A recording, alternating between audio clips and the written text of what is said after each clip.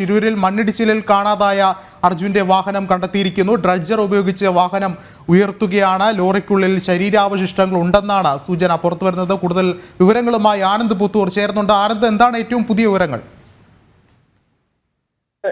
ഏറ്റവും നിർണായകമായിട്ടുള്ള ഒരു ഘട്ടത്തിലേക്ക് തെരച്ചിലെത്തിയിരിക്കുന്നു. ഈ അർജുന്റെ വാഹനം ഈ ഡ്രഡ്ജർ ഉപയോഗിച്ചുകൊണ്ട് പൂർണ്ണമായും ഉയർത്തുന്ന ഒരു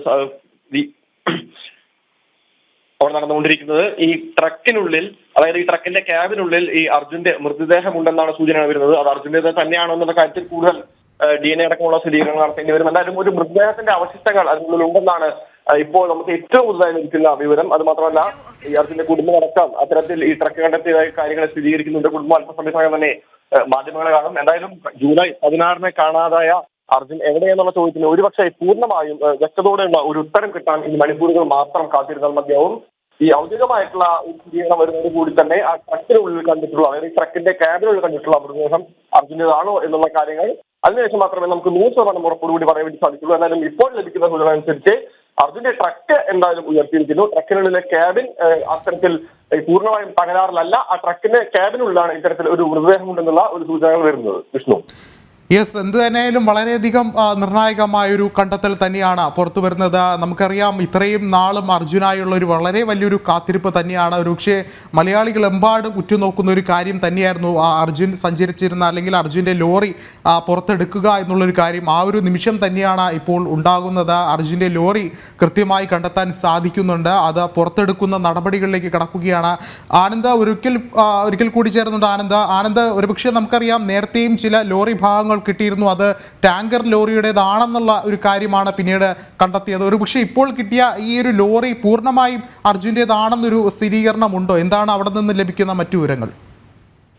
ലോറിയുടെ കാര്യത്തിൽ ഇപ്പൊ എന്തായാലും പൂർണ്ണമായിട്ടുള്ള സ്ഥിരീകരണം വന്നിട്ടുണ്ട്. വീട്ടുകാരും ആ കാര്യം ഏതാണ്ട് ഉറപ്പുവെച്ചിട്ടുണ്ട്. അപ്പോൾ ഇപ്പോൾ കിട്ടിയ ട്രക്ക് അർജുൻ്റേതാണെന്നുള്ള കാര്യത്തിൽ ഉറപ്പായിട്ടുണ്ട്. ഇനി ആ ക്യാബിനുള്ളിലെ മൃതദേഹം ആരുടേതാണെന്നുള്ള കാര്യത്തിലാണ് പൂർണ്ണമായിട്ടുള്ള ഒരു ഔദ്യോഗികമായിട്ടുള്ള സ്ഥിരീകരണം വരേണ്ടത്.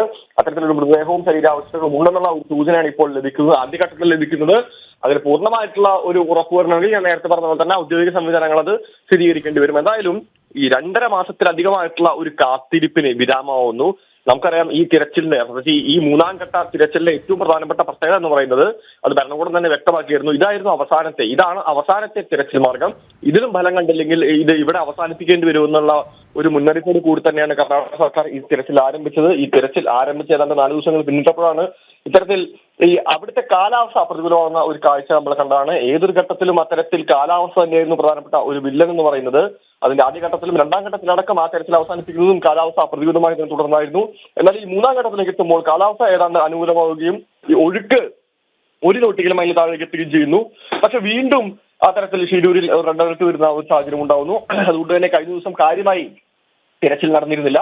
പക്ഷെ ഇന്ന് ഏതാണ്ട് തെളിഞ്ഞ അന്തരീക്ഷമായതുകൊണ്ട് തന്നെയാണ് തിരച്ചിൽ വീണ്ടും പുനരാരംഭിക്കാൻ വന്നത്. എന്തായാലും ഈ പ്രധാനപ്പെട്ട 3 ലൊക്കേഷനുകൾ കേന്ദ്രീകരിച്ചുകൊണ്ടായിരുന്നു തെരച്ചിൽ നടന്നത്. CP4 കേന്ദ്രീകരിച്ചുകൊണ്ടായിരുന്നു ആദ്യഘട്ടത്തിൽ തെരച്ചിൽ നടന്നിരുന്നത്. എന്തായാലും ഇപ്പോൾ ഈ ഡ്രഡ്ജർ നടത്തിയത് കൊണ്ട് വളരെ ഉപകാരമുണ്ടായിരിക്കുന്നു. പുഴ ശാന്തമായതുകൊണ്ട് തന്നെ നേരത്തെ തന്നെ ലഭിച്ചിരുന്ന അർജുന്റെ ഏതാണ്ട് ലോറിയുടെ പിൻഭാഗത്തെ ഒരു ലോഹഭാഗം കണ്ടെത്തിയിരുന്നു. അത് അർജുന്റെ ലോറിയുടേതാണെന്നുള്ള സ്ഥിരീകരണം വന്നിരുന്നു. മാത്രമല്ല മറ്റ് ലോറികളുടെ ലോഹഭാഗങ്ങളും അത്തരത്തിൽ കണ്ടെത്തിയിരുന്നു. എന്തായാലും ഇപ്പോൾ അർജുന്റെ ട്രക്കിന്റെ ക്യാബിൽ കണ്ടെത്തിയിരിക്കുന്നു. അത് ഏതാണ്ട് ഉറപ്പായിരിക്കുന്നു, ബന്ധുക്കൾ സ്ഥിരീകരിക്കുന്നു. ഇനി അതിനുള്ളിൽ ഉണ്ടെന്ന് കരുതപ്പെടുന്ന ഈ മൃതദേഹം ആരുടേതാണെന്നുള്ള ഒരു ചോദ്യമാണ്. അതിന് ഔദ്യോഗികമായിട്ടുള്ള ഒരു സ്ഥിരീകരണം വന്നതിന് ശേഷം മാത്രമേ നമുക്കത് ഉറപ്പിക്കാൻ വേണ്ടി സാധിക്കുള്ളൂ. വിഷ്ണു, ആനന്ദ സൂചിപ്പിച്ചതുപോലെ തന്നെ വളരെയധികം നിർണായകമായ ദിവസങ്ങളിൽ കൂടെ തന്നെയാണ് കടന്നുപോയത്. നമുക്കറിയാം, ഒരു 70 ദിവസത്തിൽ കൂടുതൽ ആണ് ഇപ്പോൾ ഈ ഒരു അപകടം നടന്ന ഇത്രയും ദിവസം പിന്നിടുമ്പോൾ ഉണ്ടാകുന്നത്. ഒരുപക്ഷെ ഈ ഒരു ദൗത്യത്തിന്റെ ആദ്യഘട്ടം എടുത്ത് നോക്കുകയാണെങ്കിൽ ആദ്യഘട്ടത്തിൽ എല്ലാവരും ചിന്തിച്ചിരുന്നത് ലോറി കരയിലാണ് ഉണ്ടായിരിക്കുക, അല്ലെങ്കിൽ കരയിലെ മൺകൂനയ്ക്കുള്ളിൽ ഉണ്ടാകും എന്നുള്ളൊരു ചിന്തയിലായിരുന്നു ആദ്യഘട്ടത്തിൽ പരിശോധന നടത്തിയത്. എന്നിരുന്നാൽ കൂടിയും അപ്പോഴും പുഴയിൽ അകപ്പെടാം എന്നുള്ളൊരു കാര്യം കൂടി മറുവശത്ത് നിന്ന് ചില വാദങ്ങൾ ഉയർന്നിരുന്നു. അത്തരത്തിലുള്ള ഒരു വളരെ നിർണായകമായ ദിവസങ്ങളിലൂടെ കടന്നു പോകുന്നു. എന്നാൽ ഇപ്പോൾ കൃത്യമായി ലോറി കണ്ടെത്താൻ സാധിക്കുന്നു പുഴയുടെ അടിഭാഗത്ത് നിന്നും.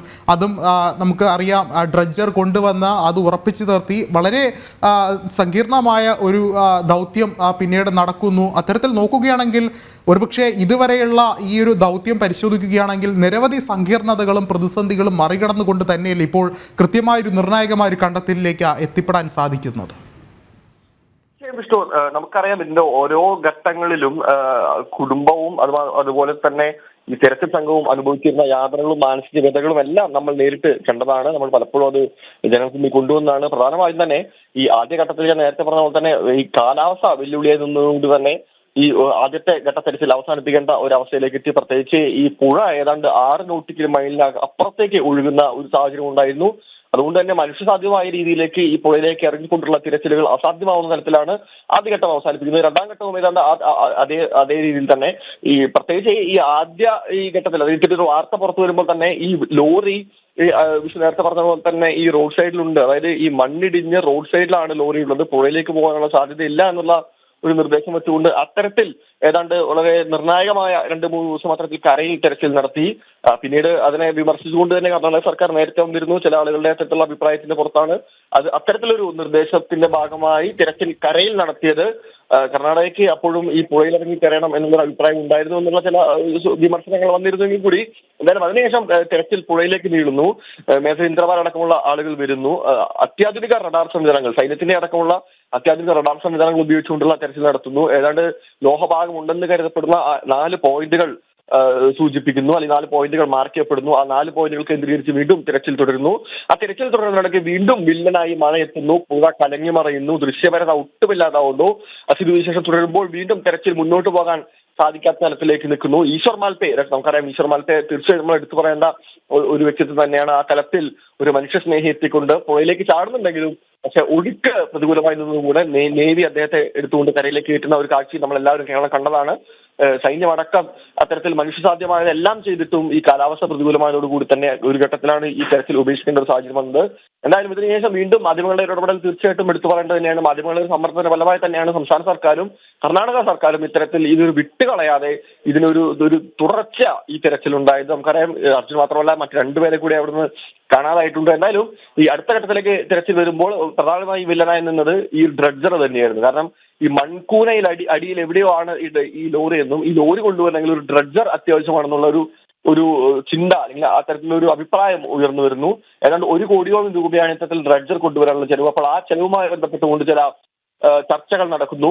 ഇതിന് ഡ്രഡ്ജർ എത്തിക്കുന്നതുമായി ബന്ധപ്പെട്ടുള്ള ചില ബുദ്ധിമുട്ടുകൾ അറിയിക്കുന്നു. പ്രത്യേകിച്ച് കാലാവസ്ഥ പ്രതികൂലമാണെങ്കിൽ ഡ്രഡ്ജറിന്റെ പുഴ വഴിയുള്ള അത്തരത്തിൽ ഗോവയിൽ നിന്ന് പുഴ വഴിയുള്ള ഒരു സഞ്ചാരം പ്രതികൂലമാവുമെന്ന് പറയുന്നു, അല്ലെങ്കിൽ ബുദ്ധിമുട്ടിലാവുമെന്ന് പറയുന്നു. തുടർന്ന് അത്തരം കാര്യങ്ങളെല്ലാം നീക്കിക്കൊണ്ട് കർണാടക സർക്കാരിന്റെ നേതൃത്വത്തിൽ ഈ പണം ചെലവാക്കിക്കൊണ്ട് ഡ്രഡ്ജർ ഗോവയിൽ നിന്ന് എത്തിക്കുന്നു.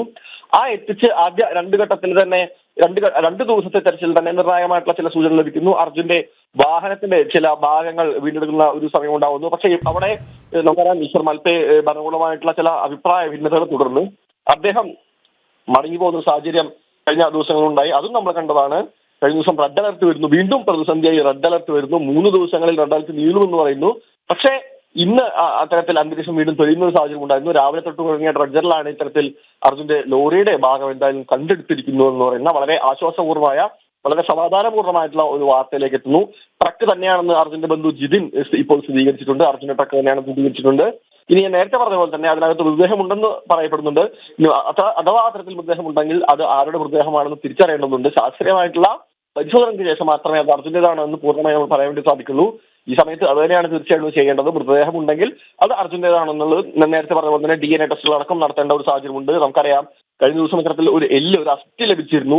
ആ അസ്ഥി ഇത്തരത്തിൽ മനുഷ്യനെയാണെന്നുള്ള തരത്തിലേക്കുള്ള ഒരുപാട് വ്യാജ വാർത്തകളടക്കം സമൂഹ മാധ്യമങ്ങൾ പ്രചരിച്ചത് നമ്മൾ കണ്ടതാണ്.